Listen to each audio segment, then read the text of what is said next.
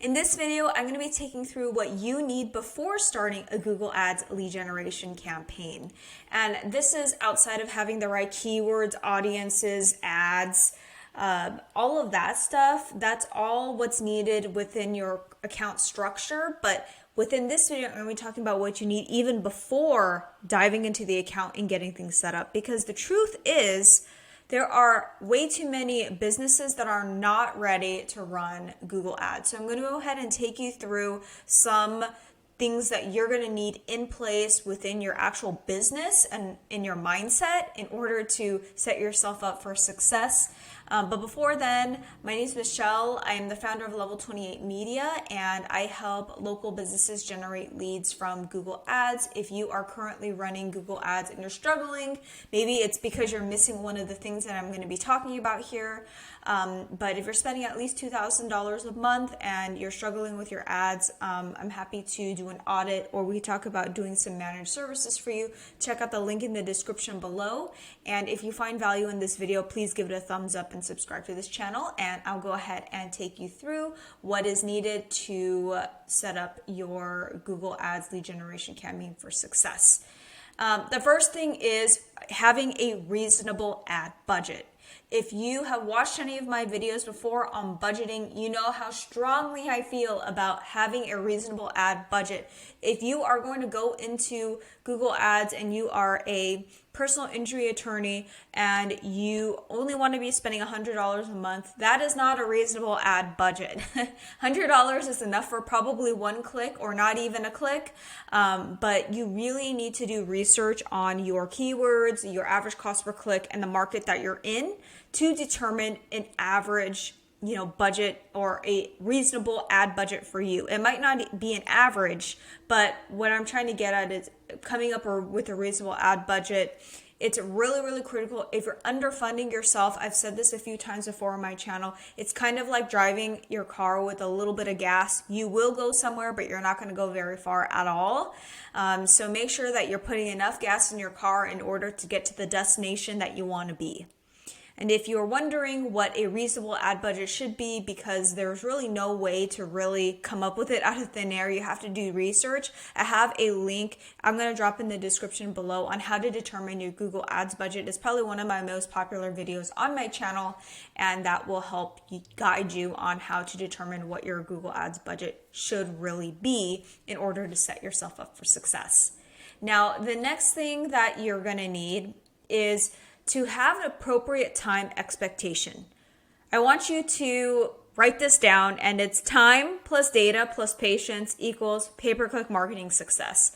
We're going to need 90 days at least to really prove out whether Google Ads is even a viable channel for you. That's assuming you have a strong budget. That's assuming that you've set everything up properly. 90 days should be enough. That doesn't mean you're not going to see results in 90 days, because I've seen and I've heard of some clients kind of freaking out like, oh, really, we're going to go 90 days with no ROI. No, you're not going to get zero ROI. You're going to get return on investment if you set things up properly, and you should be able to see the true fruits of your labor within 90 days. But you're going to need time, you're going to need data, and that's going to come from running your account properly, and then patience, because patience, 90 days is not something that happens overnight. It's literally 3 months of consistent data collection and spending, and you will be getting leads if you set things up properly, and you will be able to get things fully dialed in by the end of the 90 days. If you have things set up properly with your standard search campaign. The next thing here is having a quality website or a landing page. So wherever you're directing traffic to, whether it's a website or a landing page, you need to make sure of a few things. And I'm going to be creating a video on this very soon. Quick load time, speed, a positive mobile experience. Again, meaning that it's loading quickly, that it's optimized for mobile, that it's written in a way that appeals to consumers and not appealing to search engines only, because I've seen lots of websites where it's just a lot of SEO garbage that is not really written for the end consumer. So you really need to make sure that the content on your website is written to be of value and that appeals to the user. That's really important. And there's a few other things. Once I have that video, I can drop that in the link below, but make sure, please, have a quality website.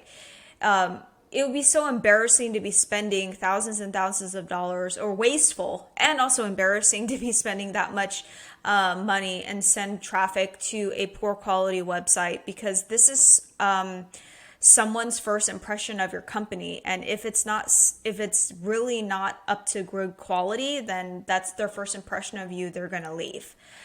So that's that for another thing that you need to make sure that you have in place.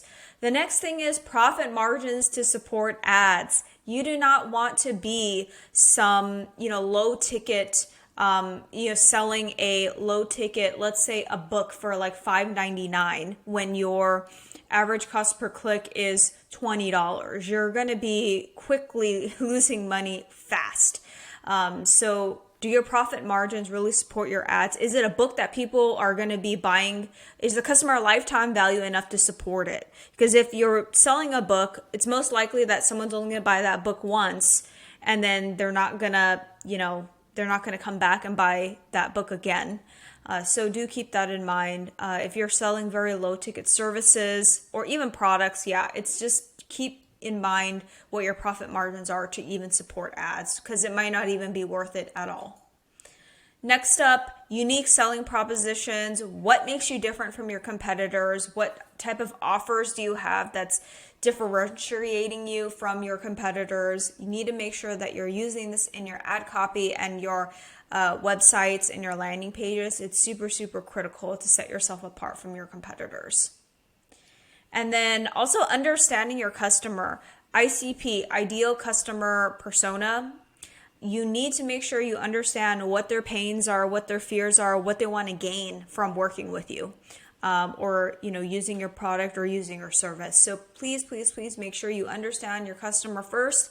Once you have that, you can build your campaign all around it, whether it's with demographic targeting, whether it's having the right ads, the landing pages, all written for your end consumer. Things should fall into place a lot easier once you get that set up properly and understanding your customer the right way. And then last but not least, I want to really, really, really hone in on this: strong operation systems. Make sure that you have a front desk that's going to be willing to answer the phone. Make sure that your phones are set up properly. Make sure that you have a CRM or something that's set up in order to keep all the leads and nurture them, keep tabs on everything and everyone in the pipeline, so you know what you need to be doing to follow up with these leads, because majority of the time people are not going to be converting right off of the first visit. And even if they do convert off of the first visit, they might not actually buy from you until several other touch points later. So you're going to have a strong system in place, whether it's having a CRM, a great Salesforce team in place to do that nurturing and to turn those leads into actual buyers. That's really going to be on you in order to set that up properly. If you have strong operations in place, your Google Ads should do really well. It's just a matter of having it set up and then turning it on and optimizing it. And then once you have everything on the back end set up properly, everything else should flourish, assuming that your ads are set up properly and you've got a really strong sales system. If you found this video helpful, I would love it if you could give it a thumbs up, and please subscribe to this channel. I'll go ahead and end that video here, and I will see you guys in the next one. Thank you.